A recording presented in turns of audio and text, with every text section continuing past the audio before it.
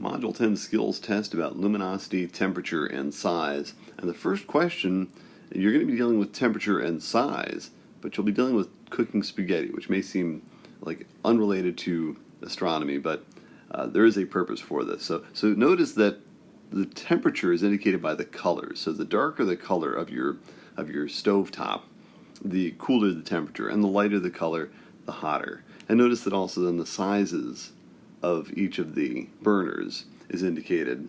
And then you have to just choose which will cook spaghetti more quickly. You're given several pairs of these, and again you can choose which burner is going to cook the spaghetti more quickly, or notice there's also another option, which is that they will both cook in the same time, or perhaps that there's just not enough information to tell for sure.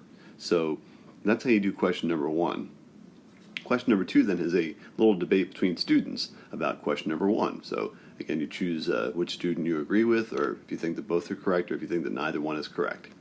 We get involved with stars here then in question 3, where we have essentially what is an HR diagram, where we're looking at luminosity, the actual brightness of a star on the y-axis, and then we're given the temperature of stars on the x-axis. And again, notice that it's somewhat counterintuitive, but the temperatures actually increase from right to left on the x-axis there, which is a little different than what you're used to seeing on most graphs.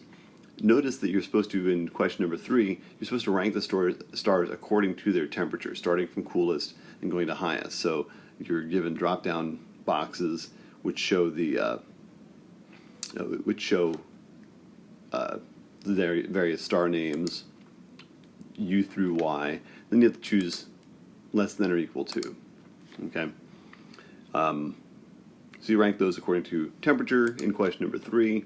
In question number 4, you rank them according to luminosity. And then finally, in question number 5, you have to choose the size of a couple of star pairs.